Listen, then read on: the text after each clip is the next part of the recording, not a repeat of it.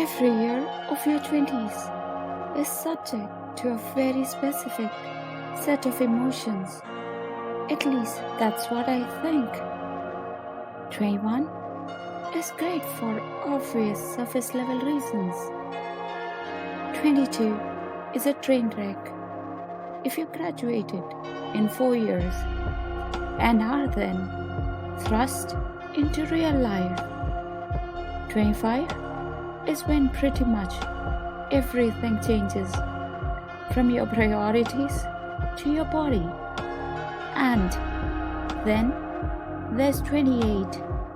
I don't know what it is about this age in particular, but I've deemed it the crisis year, and here's why. The realization that you're now officially in your late 20s is enough to send you straight into the climax of a full-blown panic attack. You don't even get to start at the beginning of the set attack number.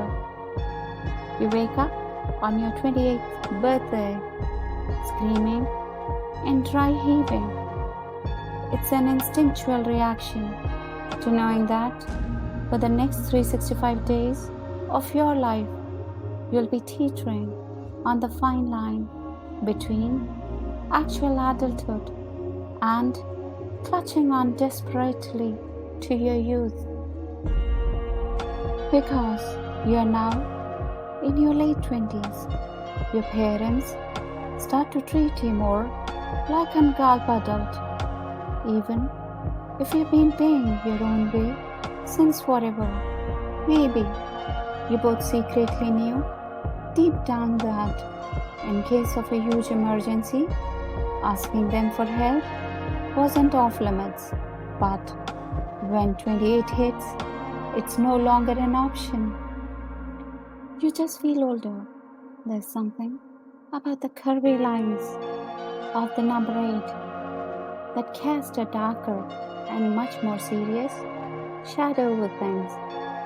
You'll still go out to popular nightlife establishments, but you'll be internally ashamed about your age the entire time you're there. And the horror if someone is to ask you how old you are. Being 26 in a nightclub is vastly different, probably because you are still in your mid-20s and because the shape of the number 6 is naturally fun and loopy, so it makes you feel safe. Everyone you know is getting engaged. Everyone you know is getting married. Almost everyone you know who is married is pregnant. Let's face it, after graduation, no one's never not getting married. Before your eyes, your Facebook feed turns into an endless stream of engagement announcements. And unless you decide to cast yourself out of society, this parade of seemingly happy couples moving forward together won't slow down until probably age 30. But there's something about the specific age of 28 that lends itself to just being drowned in marriage announcements.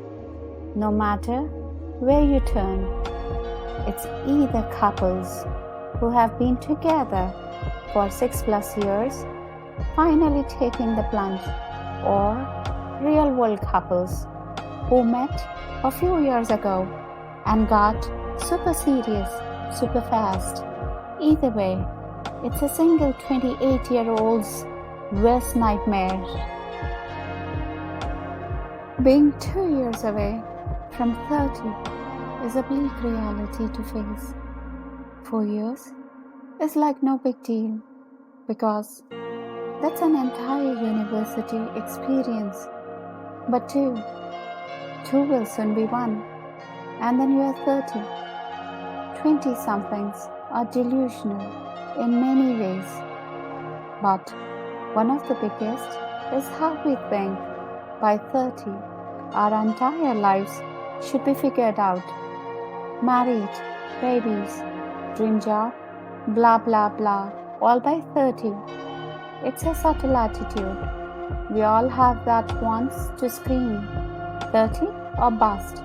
But the closer you inch toward that milestone birthday, the more you realize what a total crock of shit all that is, and how you couldn't be further away from having it all figured out if you tried. Going back to one of the first points I made, being 28 is like being a brand new beginner's level gymnast, perilously seesawing between real adulthood and the last crumbs of your true youth. Half of you feels an enormous pressure to fully grow up, while the other half of you is crippled by the notion of doing so. On one hand, you're sort of ready to get serious about love, career, and overall responsibility. On the other hand, you just want to continue making out at random, dating idiots, and generally freaking the fuck out over the future. Every day you wake up, there's no telling which of these two ideals your mood is going to.